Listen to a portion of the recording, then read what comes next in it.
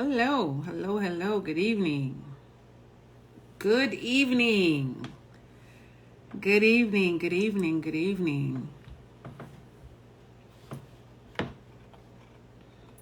Welcome to Thursday's Talks at Heal Black Joy. And in today's conversation, we're going to be talking about mourning and manhood. Hi, I'm Lola Troy, the host and curator of Heal Black Joy, the learning platform for our community to heal our Black joy with tangible and attainable programs for the mind, body, soul, relationship, and business. And today, our guest is Robert Fields. He is a licensed psychological associate who has provided psychological services for nearly 20 years. He has worked with a variety of people, including veterans, educated youth, and individuals with developmental disabilities. In recent years, he has worked with families, teens, and emerging adults. Currently, he provides health psychology services to medically involved incarcerated men. Robert is active in the community as a speaker, consultant, and presenter, particularly on the intersections between hip hop and mental health. So we're going to try to get him in here. Let's see if I can get him in.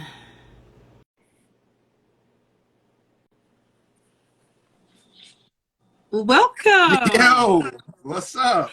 How are you, sir? I'm good. I'm glad to be here. How you doing? I'm so good. I'm so glad to be having this conversation with you. Awesome. Yeah, I'm glad to be here. Well, one, we're both Eagles. We both went to North Carolina Central University. So Come that on, is one Eagle. thing. Come on, Eagle. That is the one thing that we definitely have in common. And the other thing that we have in common is sharing the space of wanting to heal our community, specifically you particularly in Black men, me particularly with Black women. And I think that, there's a need for us all the therapists, all of the coaches, everybody that is trying to heal our community or help heal our community. I salute you. Absolutely. Same here. Same here. I think it's what you're doing right now. I think is very important, very needed, and I'm happy to be a part of it. Well, November, I appreciate that. November at Heal Black Joy is specifically, I specifically dedicated this to Black men. So it's an ode to Black men this month, which I've thoroughly enjoyed the conversation that we had last week, which was about mental health with Black men. And I wanted to convey two things this month. I wanted it to not only be an ode to Black men, but I wanted to do a deep dive conversation about the issues surrounding Black men. Most of the followers at Heal Black Joy are Black women, and sometimes we're not on the same page. We're not having the same conversation with one another. There's a disconnect. So I'm trying to help bridge that gap. So with that being said, we're talking about the issues that are plaguing Black men when it comes to mental health, depression, grief, relationships, family, etc. Because we don't talk about these topics enough in our community. And I think that this particular conversation of grief and mourning, I wanted to have with you specifically. So I'm so happy that you're here, and we're going to get right into it. So are you ready to go? Yeah, let's go. Let's do it. This is going to be just an absolute fabulous night. So mourning and manhood, that's our topic. I know you've had your own experience with mourning recently. Tell us about your journey, particularly when it comes to mourning and manhood. Well, first of all, I also meant to say, because we're talking about such a tricky and tough subject, I just want to let people know that, this conversation might be a little triggering.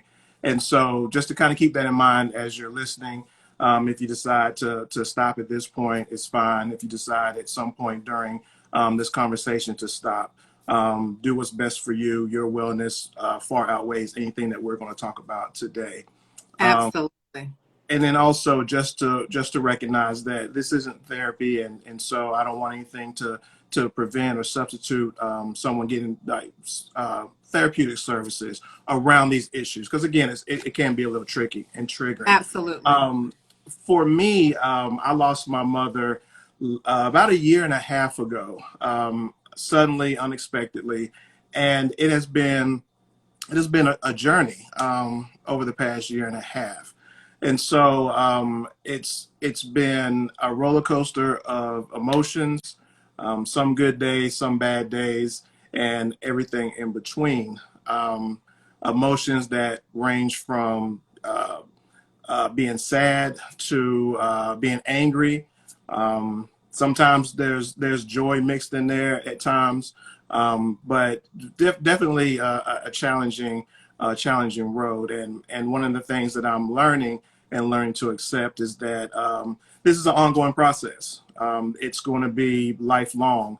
I've talked to people who have lost significant people in their life decades ago, and it still have moments where it's still pretty raw. And so I'm on that journey, like a lot of people, especially over this past year with COVID and just all the when you look at civil unrest and so I'm on a similar journey as a lot of people in that regard. And yeah, it's challenging. It's definitely challenging. Can you speak to, I know you were talking about a particular experience that we discussed. I think it was when your mom was in the hospital during civil unrest that was happening in the country, and you were having to curb your emotion because during that time you don't know whether or not if someone is going to take your anger or your frustration as the big black man, the angry black man, and Right. and you have to literally curb your emotions in that moment just to sacrifice so that you're not, withheld from seeing your mom or with seeing a loved one. Can you speak to that for us? Definitely. I think that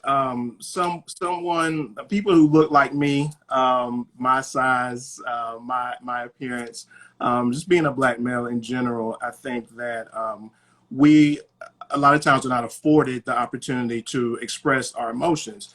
Mm, What people typically think about is us just being upset, right?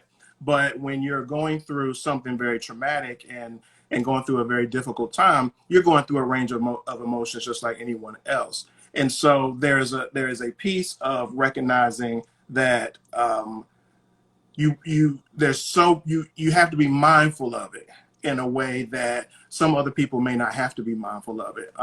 There was a clip, and I wish I could remember this brother's name, but talked about the loss of their child and just the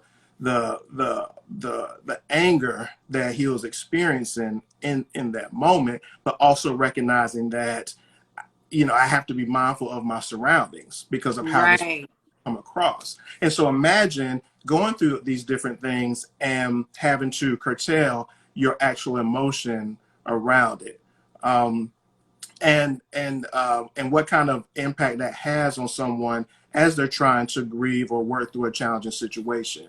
And so that's why it's very important to have spaces and people that can give you room to do that, because in the greater sense of the world, you may not always have that. Right. That is so profound. Having to curb your emotions in the most vulnerable time, in the most vulnerable space, I think is just a strength that we don't even recognize or we don't acknowledge enough when it comes to black men. Um, I asked in my stories this week, what do black men mourn about in silence? And I got several different answers, but one of the most common answers was when a father, a family member, mentor, friend dies from violence. A lot of Hmm. our men have witnessed or have experienced by way of, or actually were there experience violence with loved ones. How does that Mhm. play out in their lives as Black men? Do they have survivor's guilt, or how does that play out when you see you talking to Black men?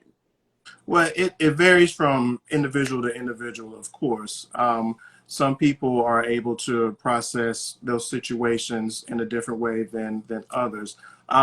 It's always significant when you lose somebody, right? And so when Right, you're close to someone, or someone in terms of a father or a mentor or some kind of father figure, someone that you look up to, that you admire, someone that looks like you or represents something of you, it hurts in a way that brings you closer, I think, to your realization of mortality.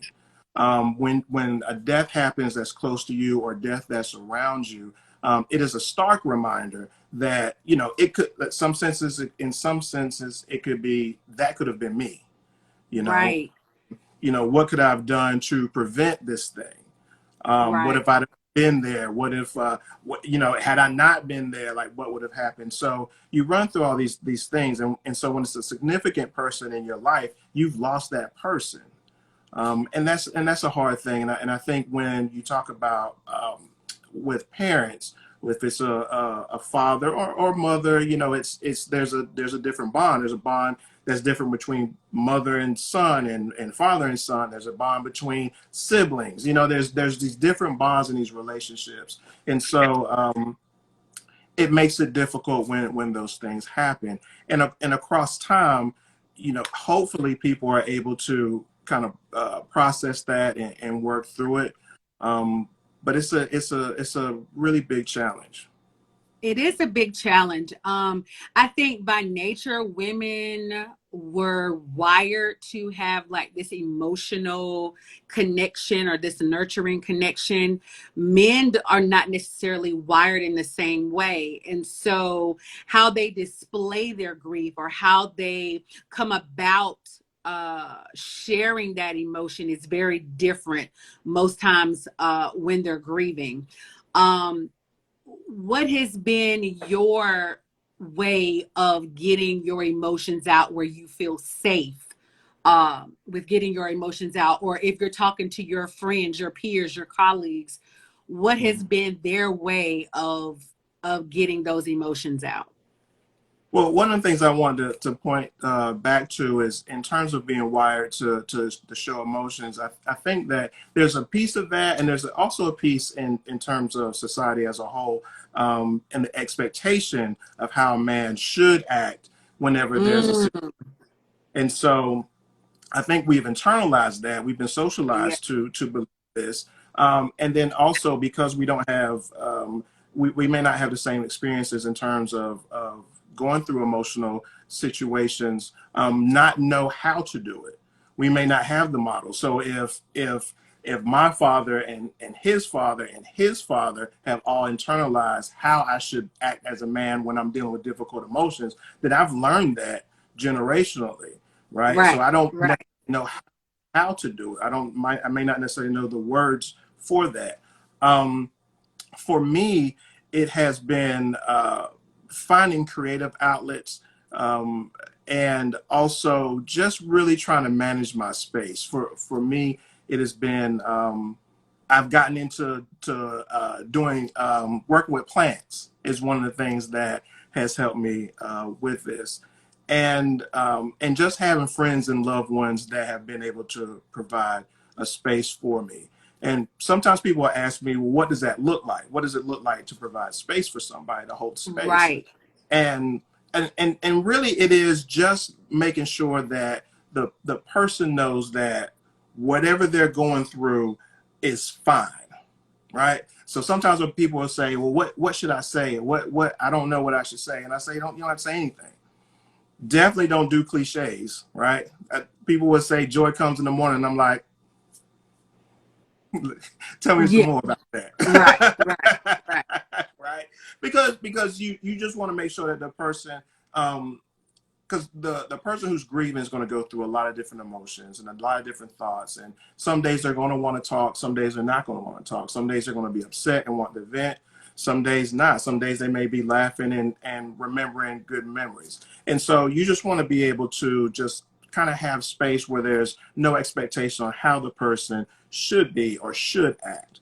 And as that's provided, then a person feels more comfortable, hopefully, is able to feel more comfortable in terms of sharing and helping the process and kind of get those feelings and emotions out. Absolutely. Drop down in the comments, you guys, if you have any questions surrounding grief and mourning and manhood. This conversation is so needed in our community because, like I said in the beginning, we share, a lot of the same issues as Black men and Black women. Sometimes I think we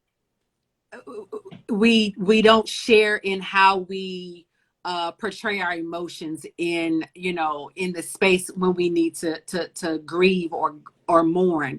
Another thing that came from our stories, when I asked men what was it about, what do they mourn in silence, and there was one in particular that really, it didn't stump me, but it just made my heart sink. And it was when a Black man is mourning because there's so much pressure on them from a society standpoint and from a family standpoint. You've got these pressures of being the provider and being the husband and being the father and being the big brother or the uncle or the son in these spaces. It's like, we as Black women, we don't recognize that y'all need a moment to mourn, or y'all need the same space that we require in mourning. We don't grant you guys the same space and the same time. Can you speak to the Heal Black Joy tribe, the women that are on that don't understand that you guys need that same space, that same consideration that we ask of you? Yeah, definitely. We have emotions too. In these situations, men can kind of, again, in terms of what we've internalized, we will throw all the issues on our back, put our head down, and just go.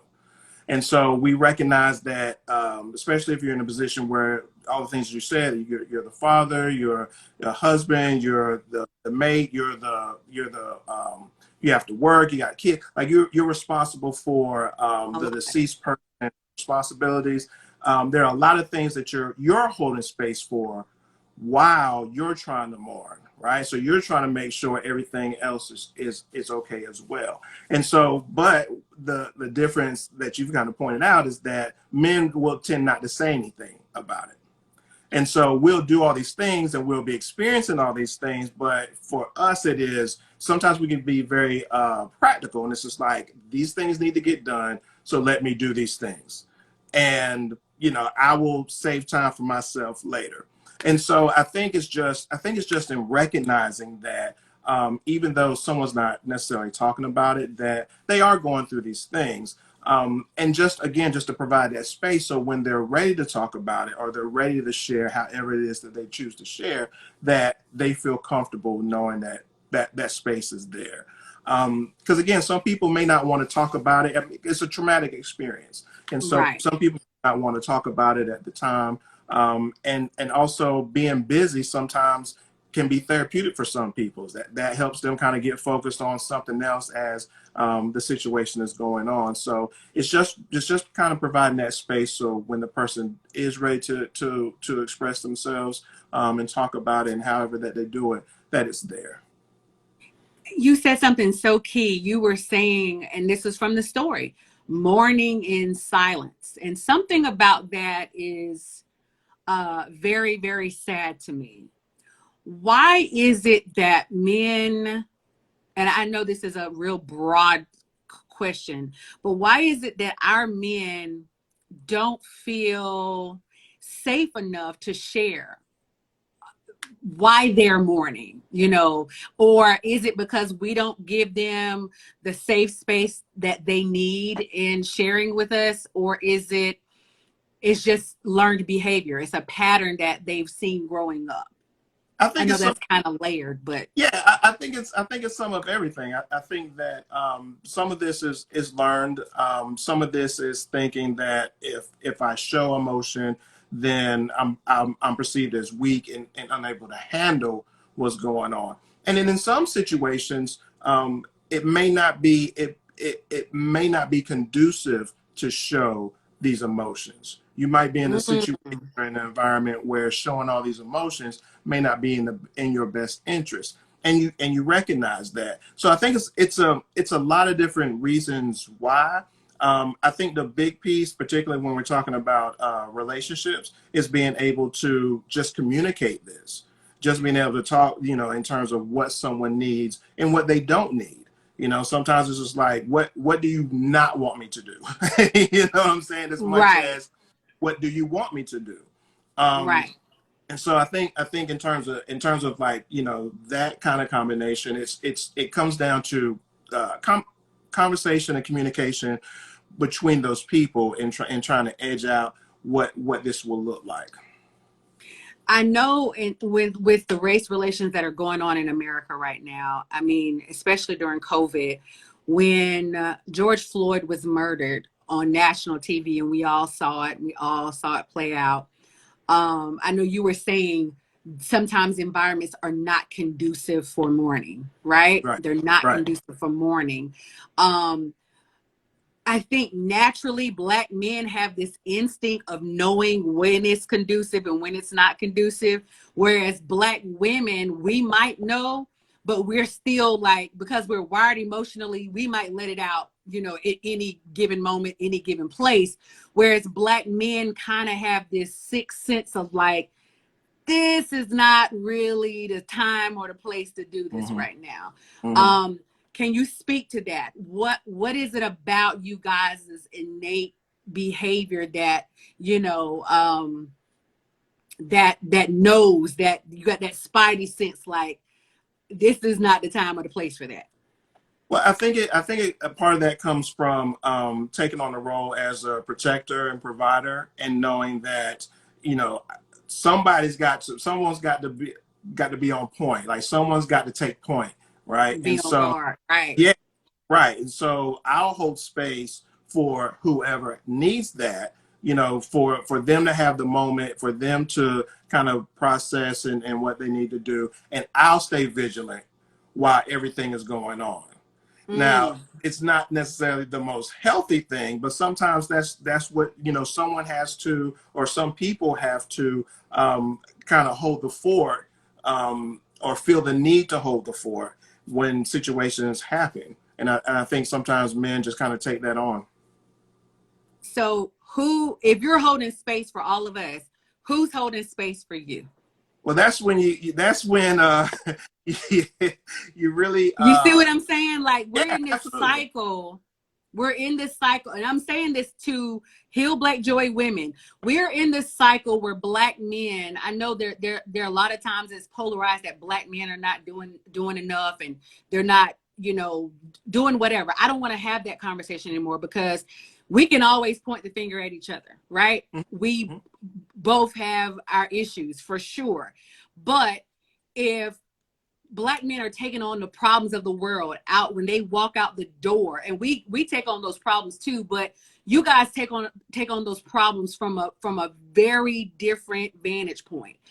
And if you guys are holding space for us, who's holding space for you? I think on one hand, I'm like, that's a good. I mean, it is a good question. It's a good question. I think it really comes down to recognizing the importance of, and people have been saying in the comments, the importance of having the communication. Mm. Because I think that sometimes that because we may not say anything, people think we just got it. So it's like, well, you don't need space held for you. Like clearly there's nothing, you got it, you're good. You haven't said anything, you're not showing any emotion around it. Like, I guess you're good. And I think I think individually there needs to be more conversation in terms of what people need in support. And I think just in the community period, like what do we need in support? You know, I don't always have it. I don't always have the answers. I'm not perfect. There are moments where I'm going to break down. And so, you know, and knowing that that's going to be okay, and not that I got to stuff that down to kind of keep things going, is helpful. So I just think that, I think this all kind of comes back down to just communication, whether it is communication within a relationship or communication, us learning this communication as a culture. As a culture. That's good. When you're talking about the communication between people in relationship, or even from a communal standpoint, what does that conversation look like? If as a Black woman I'm in a relationship with a Black man, or if my Black partner, it could be a same-sex relationship, what does that conversation look like when you need to grieve or you need to mourn? What are some of the things that we can say to you guys that shows you that we recognize that that we're holding space for you, but we also want to communicate that to, when you're ready to talk to me, talk to me. Can you give me something or an example of what would be a great effective way of communicating that? I think you just did it. I really think that you just did it. It is saying, just as you said, like, I'm here. Do you need anything when you're ready to talk? Or, you know, if whatever it is, like, I'm here. Just let me know if there's anything that I can do. And then just checking in, because sometimes we get focused on what we have to do and may not check in for ourselves. And so it could just be checking in. But just I think it is being able to affirm the person and saying, I know this is difficult. I know you're going through a lot. I may not understand fully. This is something I haven't gone through, but I recognize this is a lot, and I'm here. So however you need me to be here for you, whatever that looks like for you, you know, I'm here for that. Let me know, and I'll be checking in with you from time to time just to make sure you're straight. I want some people to drop down in the comments, because I just had an epiphany as you were talking. I have been a person. I have to put myself out there. I've been a person who has, acknowledged that the person needs, reaffirming, but I haven't done it in the best manner. Like, maybe my tone was a little more sharp than it needed to be. I think women don't realize, a lot of times we're just assuming that men know, because they are the protector and divider. So we're just assuming, like, I'm not going to say anything to him because he's quiet anyway. He's withdrawn anyway. I'm not going to say anything. And when I say something to him, it might come off as belittling, or it might come across as I'm not really interested in what you're going through, but I'm going to acknowledge it, but I got to keep it pushing because I got things I need to do. Right. So I have to admit that is something that I have got to work on within my own, my own friendships with people, my male friends. Drop down in the comments if this is resonating with any women on here tonight, because I know I'm not the only person that's done this. I know I'm not. And I wanted to go back to a conversation because somebody said something that was very key. They said if you have close friends that you can really vibe and talk to on a real level, that it really helps. When you have insight and mastermind communities where you can share your truth, that helps as well. So I think those are very good points to make.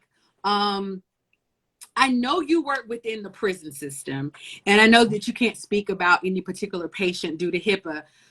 There are so many of us that have family members that are in prison.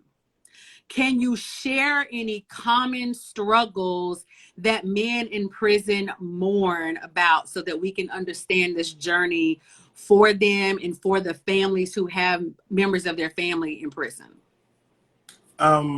Yeah, there are a lot of things that's kind of associated with that, and one of the biggest things is the loss of freedom, right? So you're in a situation where you're incarcerated, and so there's a huge loss of freedom. And I don't mean to try and speak for incarcerated people, but just some of the observations that I've had. and working there. So there's that loss of freedom that you're having to reconcile. But there are a lot of family issues that go on. Mm. So whether it's trying to parent from being incarcerated, the issues that kind of everyday issues that go along with parenting, and also losing people. Some people have been incarcerated for decades, or they may come in at a time where they have siblings or cousins or parents who pass away, and it's a different experience when you're unable to physically do the mourning aspect of it, right? So you may not be able to do the funeral, you may not be able to go to the wake, you may not be able to do the things that help us as we process and mourn somebody, as we go through the bereavement process. So there are a lot of things that people kind of grieve in there. And I also have to say that um, everyone that is in contact with the prison system is affected. And so even with staff members, you can have grief reactions as well. There are staff members who have lost their life on duty. You have staff members who have passed away from sickness. Even if people are retiring or whatever, you still will have those grief reactions related to that. And I think that's a piece that people miss when we talk about incarceration, is that it impacts everybody in that way. Absolutely. We actually have a comment by a former inmate, and he says that, you know, he did 6 years and the struggle is still real. Shout out to Mhm. you and your journey. You've been out 20 Absolutely. years and your current theater administrator. So thank you for joining us today, and just shout out to you and blessings to you and your family and your journey. Um, Absolutely. it definitely is something, I think, from the vantage point of the prisoner, but the vantage point of, say, a child. You know, if a Mhm. person has been in prison for a long period of time, that's a father wound that they can't really wrap their mind around, because the father is absentee, is absent, right? So even if, and this is just from me being in holistic therapy, uh my holistic therapist says, if a person walks out of your life, or if they're taken from you out of your life, if they transitioned out of your life, especially if it was from a standpoint that it was during the time you were a child, your body processes that as abandonment. There's no Mm. difference if they walked out, if they were taken out, if they were murdered, or if they were, you know, just died naturally. Your body processes those things as abandonment. Um, have you spoken to or have had to deal with children of parents or fathers who were incarcerated? And what could you say to those people that feel like they've been abandoned because of their father being incarcerated?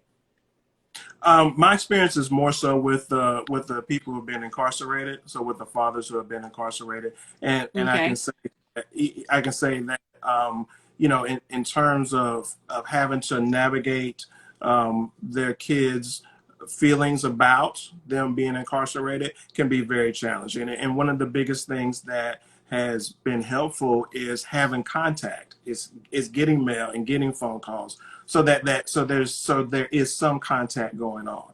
I think it's more difficult when there's not as much contact, and trying to maintain contact with the family outside. Um, but yeah, my experience with the children on the children's side has been far less. So I would ask, what is that emotion, or what are the common emotions that those incarcerated men go through? Is it guilt? Is it shame? What is it that they're feeling, you know, with them being there, being away from family, uh not being able to go to funerals and deal with the bereavement process? What are those things? What are some of those emotions that are coming up in them? a lot of the same that we would have. One of the things I always say is that, you know, incarcerated people are people, it's the same people you see out here, right? It could be me, it could be you, it's the same people. So Right, the same right. emotions that we would have, people who are incarcerated have the same ones. Now they're so if you can imagine if well actually, I mean, it's not even too hard to imagine when you have the situation in the past year with COVID and some families not being able to be with their loved one as they transition, right? So Ooh. the same thing. So imagine that in parallel with being incarcerated. And so you will have some of the same feelings of regret, right? If there's a relationship that, well, regret in the sense that you can't be there. You might have regret in the sense of this is a strained relationship that we've never been able to reconcile. There might be regret because whatever I'm doing has kept me away from being with you. Um, of course, there's sadness, all the full range of emotions that kind of come up with that. There are people who were hoping to have completed their prison sentence before their loved one passed away. So much in the same way, we might be across country and we have a loved one who's really sick, and we're trying to get home before they pass, and we miss the flight, We right? missed it. Or we Yeah. don't get there in time. And so it's a lot of the same kind of emotions. So it's very parallel. It's if you can imagine what it would feel like outside here, outside in the world, as we'll say, out in the world, Yeah. very similar. Right. This conversation is so good, man. Like, I appreciate your expertise and your experience in this, because I think that if we start having more conversations like this, then we can bring our community together. This has been so authentic and so truthful and transparent. Um, uh, I see where someone says many of my family members passed away while I was in. He carries that to this day. Wow.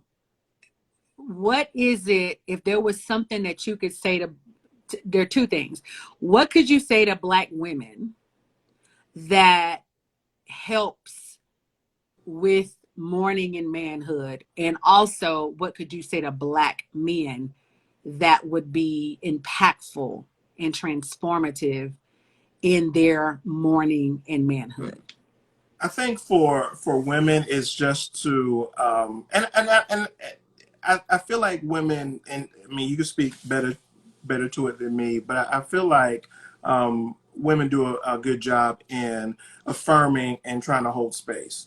And I think that's just the key. It's just is trying to is recognizing that this person is going through a lot of emotions and a lot of behaviors and a lot of thoughts, and just to kind of give room for that to happen. And I mean, and within, you know, context and boundaries, you don't want anything kind of extra. But in terms of providing that space, for men, one of the things, there's several things I would say for men, and it's one of the biggest things I would say is give yourself grace in all. Mm, You know, give yourself grace, because it's a tough thing to go through, and it could be the loss of a loved one, it could be the loss of a job, sometimes it could be loss of resources. Again, when you look at COVID, how much loss that has happened over the past yeah. year, change. And so it's to give yourself grace. You're not going to figure everything out overnight. You don't have to have all the answers, and that there are people that want to support you, and sometimes they're just waiting to hear that it's okay to support you. I would say that, you know, it's okay to have boundaries around things. It's okay to have boundaries on what you want to talk about and things you want to do, and how you want to approach things. It's fine to be that way, and to just to try and lean in to the people that support and care about you as much as possible, as you kind of go through this process. Because again, there are people that want to be able to help you. And I also want to say that, you know, as you go through this grieving process and through bereavement, you're going to feel and think a lot of different ways. But if you get to this place where you're, you know, feeling like you want to harm yourself, or, you know, you're feeling suicidal, or you're feeling like you want to harm other people, it's getting difficult to manage day to day.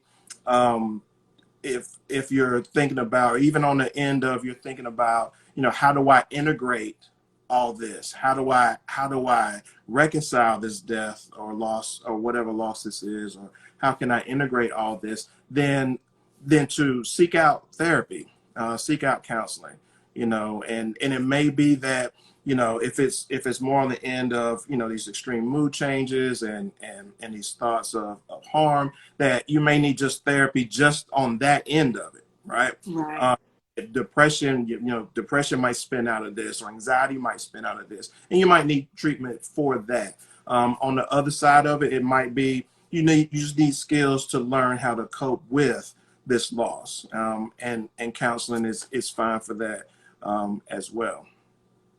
Absolutely. I think the continuity of conversation that I've had, especially surrounding our mental health in the Black community, has been us, one, not giving ourselves grace, and two, isolation. For Mm-hmm. some reason, and I don't know if it's just because of modeled behavior, but for some reason, we will not ask for help. It is Ooh, that's me. such a it's such a taboo thing in our community. We are supposed to have it all together. Now we're a marginalized group of people, and we have all these things coming at us every Huh? single day, you know. But we will not ask for help. We want to martyr ourselves Mm-hmm. and not ask for help. Yes. So if there's something that I could speak to about this with Black men and Black women, you guys, we got to be vulnerable enough to say, hey, I need help. Yes. I got to raise my hand. I need help. And, you know, and hopefully the people around you, your circle, your support system, they will encourage you to go get the help that you need. Mm-hmm. Mm-hmm. Right? Because Yeah. we don't do that. What is that Yeah. about, man? What Yeah. is that Listen. about? Listen. I was the same way, and for the majority of this period, I've tried to do it all on my own. Mm, Um, it and it reached a point where I was like, I cannot do this all on my own. I developed this saying where I'm just like, let professionals be the professional. So the things that I right, can right. pass off, the things I can let other people handle, let them handle it. And I can say that it helped alleviate so much stress, and so much worry and so much headache by allowing people to help, to step in and help. Because in the moment you can't, it's difficult to see where someone can, like, you're focused on getting done whatever needs to get done. Like, that's where the focus is, and so it's difficult to see where anyone can help with that. But when you step back and take a wider view, and take stock of, like, what is this costing you? You know what I'm saying? Like, are you working out? Are you going out for walks? Are you eating well? Like, I gained weight during this whole process. You know what I mean? Like, when you step back and take take a look at it in a broader lens, and start realizing that, um, in trying to do this all yourself, and trying to manage everything on your own, and think through everything on your own, that it also is impacting you in a way that's not healthy either. So once you back away from it, and allow kind of that to kind of, like, these different things to kind of to be handled, and to get help, then you can start, it makes it, you can start focusing back on making sure that you're straight too. I gotta ask you a question, because I don't know if you experience this, but I know I experienced this. And drop down in the comments, you guys, if you've experienced this. And I went to therapy a few years ago, and what I did not realize was, after I got through with therapy, it was like my immediate uh feeling or nature was calm. But what Mm-hmm. happened was, I had normalized stress so Mm-hmm. long Yeah. that I didn't even realize, I couldn't even gauge that it was stress. Yes. because we normalize stress and chaos at the craziest of levels, and we think that that's our normal everyday, Mm-hmm. vibration.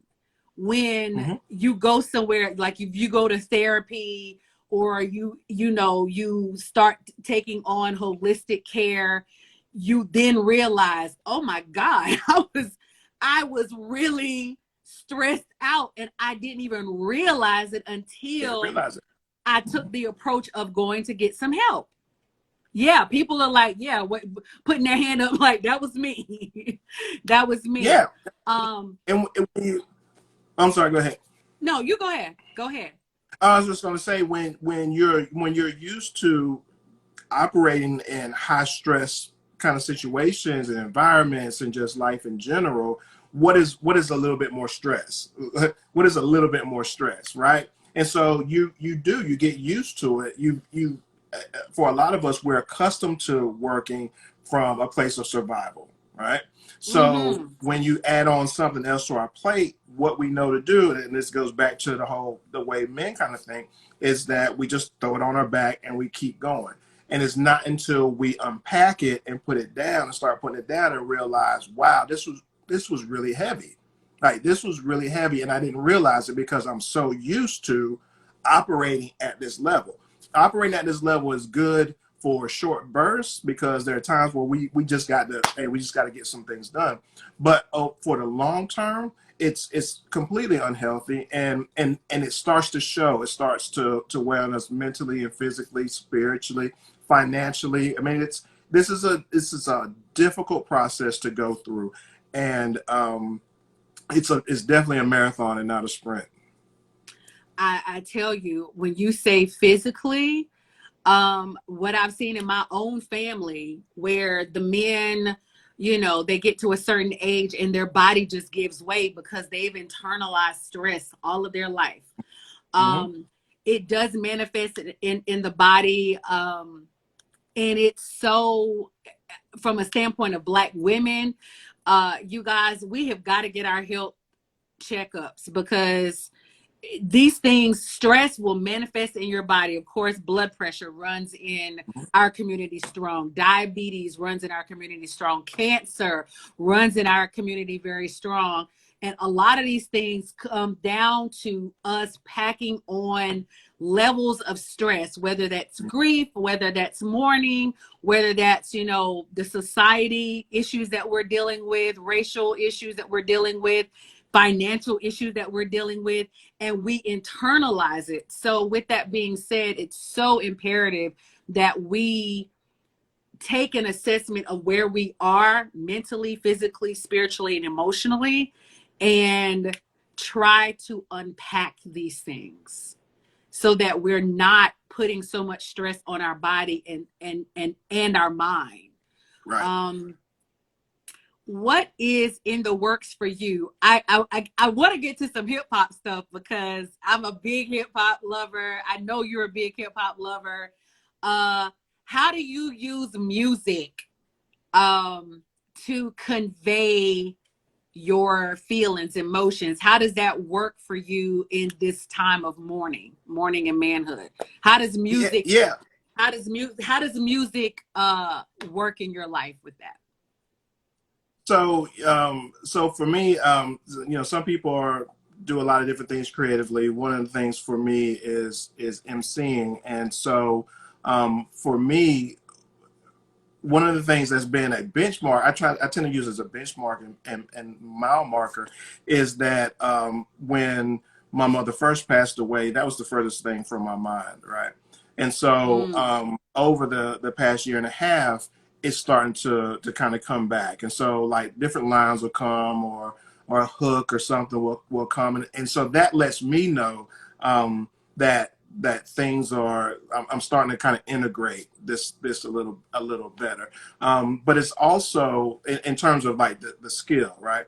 But in terms of like content, I think that it just helps with trying to process the situation. For people who are creative, whatever their creative outlet is, just kind of helps put their mind to that. And so to be able to write songs regarding the situation or your emotions, be able to kind of pour that out is helpful. And even within the prison system, I've worked with guys who are dealing with with different traumas or just different concerns. And if they are inclined to emceeing and writing and creative writing, then we'll do that. And they're Right. able to kind of pour this out.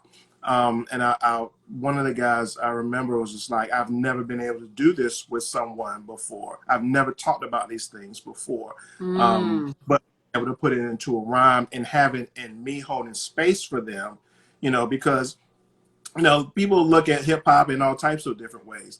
But when you affirm someone and hold space and give them room and they feel cool with doing what their creative piece is, then they get into it. And so I always encourage people, whatever your passion is or your whatever creative piece that interests you, to try and do that. Just as if nothing else, just to give your mind a break. I never thought I would get into plants, but that's become my thing. You know what I mean? Like it's just Really? it's Yeah. it's just being able to be creative with things, and so and to think about things, and there are things that I get from just working with the plants, in terms of like growth and like being in one container and then having to grow. It's grown so much I have to put it in a different container, and what does that mean? And watching a blade come up through the soil, like what does that mean? And so yeah, there are different ways. I done got off on plants, but listen, in terms of It's hip all a hop, part because you know what's so crazy? Growing plants is about being present. yes, It's yes, about being present. And a lot of times, especially with us, with all the gadgets that we have that can take us away mm-hmm. from being present in our own life and in our own space, that is about being present, man. And I think that when you show up for yourself, then you can show up for others, which Yes, is totally connected to what we're mm-hmm. talking about too. Being present is very vital to the mourning process, because a lot of times people won't mourn and they'll just literally try to X out of it. Like, Right, I can't deal with this right now. They'll shut their emotions off from everything and everybody. And right, then a year down the road, they're breaking down because they never went through that process of being present and showing up in their own life. mm-hmm. For those of you that are coming on, thank you guys for joining. We're actually getting ready to wrap the conversation up. Oh man, this has been such a wonderful conversation to have with you, my fellow Eagle. Yes, ma'am. Um, what what are you working on? What are you doing? Are you doing anything musically? I know you're dealing with plants. Are you getting back to emceeing? Talk to us. What are you doing? I'm getting back to emceeing. I'm taking it slow. One of the things when I was saying earlier about giving yourself grace, I'm taking things slow in terms of getting back into the artistic space, into the community space. So I'm just trying to take things slow. I have some things that I'm working on. So if people just continue to follow me at Robert Fields LPA on Instagram and Twitter, I think it's the same. I think in the next year or so, you'll see some things that I'm working on. So I'm excited about them. I'm excited to kind of get back into being out here in the community and being back in a creative space. So, but it'll definitely involve hip hop and mental health.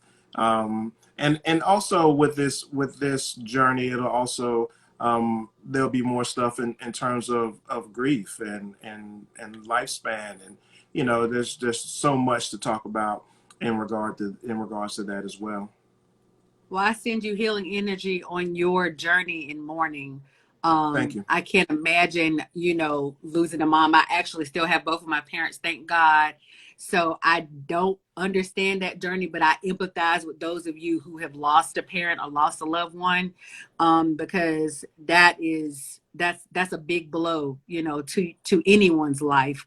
But if my last question, and you're the first person I've done this with, and I'm going to continue to do this with people that I interview. When you think about your own joy and how to heal your Black joy, what is something that our listeners can take away from you in healing your Black joy? Oh gosh, for me, I think it is. I go back to allow myself some grace. Really, it is giving yourself credit, taking some pressure off of you, recognizing what you've been able to accomplish, and just being able to give yourself grace on whatever it is that you're doing and whatever it is that you're going through, and then also to find whatever that spark is for you. Just find Mm. that spark and nurture it, cultivate it, let it grow, and just see where it takes you. Absolutely. Absolutely. Robert, thank you, fellow ego, for this Thank you. conversation. I Thank you for loved it. your expertise. Thank you for just sharing with us tonight.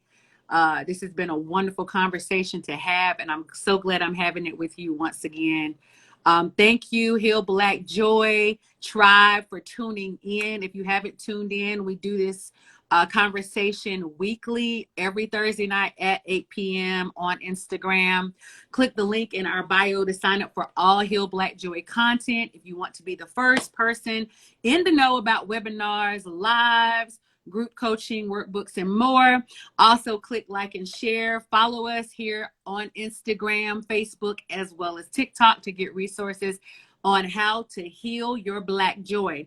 Thank you guys for joining in on this wonderful conversation, and you guys have a wonderful evening. Thanks for having me. Thanks, Thanks, Robert. everybody. Be well. Thank you. Bye.